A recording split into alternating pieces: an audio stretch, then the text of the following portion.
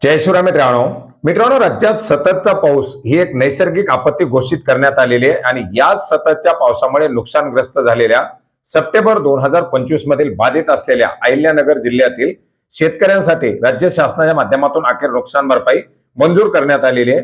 September 2025 मध्ये सततच्या पावसामुळे बाधित झालेल्या अहिल्यानगर जिल्ह्यातील 1815 शेतकऱ्यांसाठी 87 लाख रुपयाचं अनुदान मंजूर करण्यात आलेले आहे आणि याच्याच संदर्भातील एक महत्त्वाचा असा जी.आर. 31 डिसेंबर 2025 रोजी निर्गमित करण्यात आलेला आहे। मित्रांनो, राज्य शासनाच्या माध्यमातून सततचा पाऊस ही नुकसान, अतिवृष्टी याचप्रमाणे जे काही गारपीट असेल या प्रमाणच्या नैसर्गिक आपत्ती सारखीच एक नैसर्गिक आपत्ती घोषित केलेलं आहे। याच्यामुळे आपण पाहिलं होतं की अमरावती असेल किंवा इतरही बऱ्याच साऱ्या जिल्ह्यामध्ये जी महसूल मंडळ अतिवृष्टीच्या निकषामध्ये बसत नाहीत, परंतु त्या भागामध्ये सततच्या पावसामुळे नुकसान झालेले अशी मंडळं समाविष्ट करून त्यांना नुकसान भरपाई मंजूर करण्यात आलेली आहे आणि याच्यामध्येच वगळण्यात आलेल्या किंवा अद्याप ही नुकसान भरपाई मंजूर न झालेल्या अहिल्यानगर भागातील या 1815 शेतकऱ्यांना आता दिलासा मिळणार आहे। मित्रांनो, अहिल्यानगरचं सततच्या पावसाचं अनुदान मंजूर करण्यात आलेले आहे, परंतु यापूर्वी राज्य शासनाच्या माध्यमातून अतिवृष्टी याचप्रमाणे पूर परिस्थिती याचप्रमाणे या बाधित झालेल्या शेतकऱ्यांसाठी मंजूर करण्यात आलेलं रबीचं अनुदान हे अद्याप वितरणाच्या प्रतीक्षेत आहे।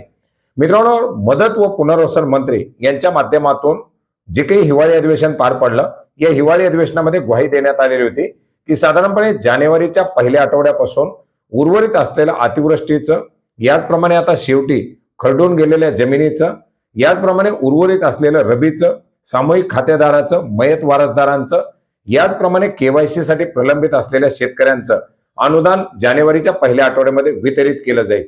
आता या पार्श्वभूमीवरती हे अनुदान मंजूर करण्यात आलेले।